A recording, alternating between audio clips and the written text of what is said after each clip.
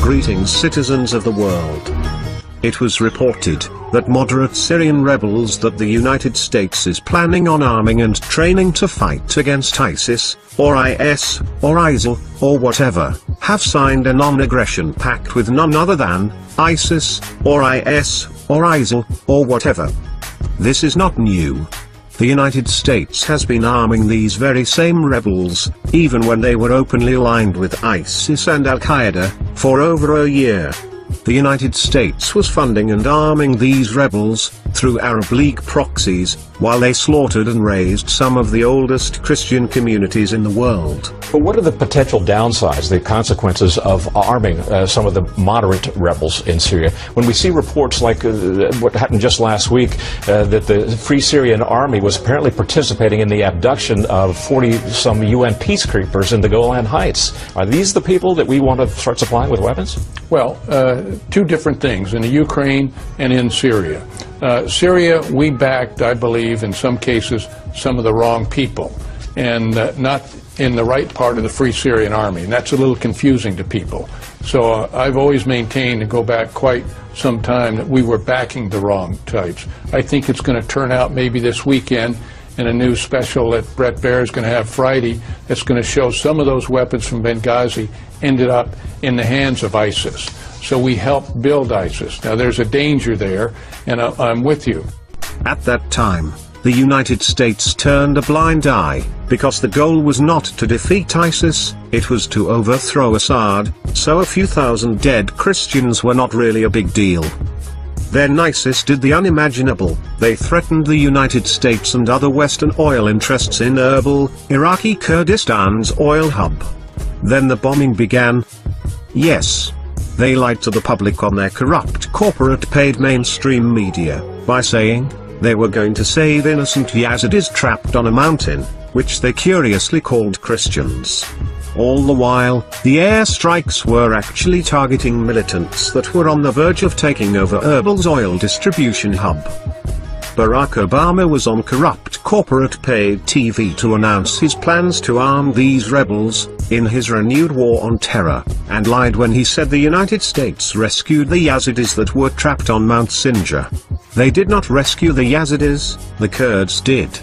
Bombs do not rescue people. But it is nice and convenient to lie and say their bombs are helping people, and not killing them. Not only that, but the Yazidis are far from saved. Just ask one of them about their humanitarian efforts, and how well they are working. Oh, that's right, they are not working. The plight of the Yazidis, falsely labeled as Christians, was nothing more than a convenient rallying cry for Western war hawks, eager to protect oil interests, and start another perpetual war, over their failing geopolitical chess match with China and Russia. The war propaganda conveniently claims that the United States will defeat ISIS, or IS, or ISIL, or whatever, by arming the mythical moderate rebels in Syria. There is a few major flaws in this bogus rhetoric. Firstly, there are basically no moderate rebels left fighting in Syria. Even the mainstream Syrian rebels, better known as the Islamic Front, are Salafist militiamen, who would instill hardline Sharia law, if they won the war in Syria. We know this, because they are already doing it in the land that they currently control.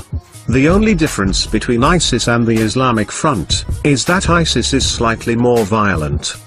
Secondly, the moderate opposition to ISIS in Syria, just signed a non-aggression pact with them, meaning that they will now fight alongside each other, to topple Assad.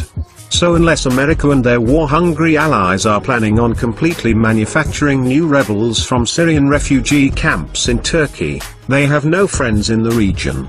The guys they want to back, arm, and train, are fighting side by side with ISIS. This has not slowed down their march towards war, but we can still prevent Congress from funding this atrocity.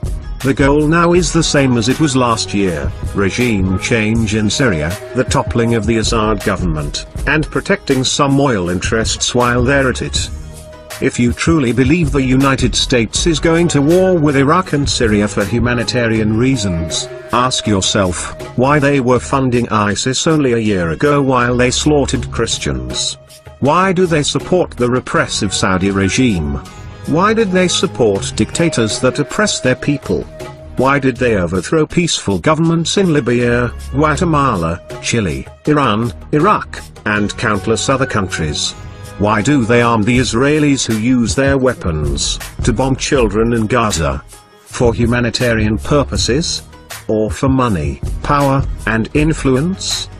Assad has made it clear that the United States airstrikes are not permitted in Syria.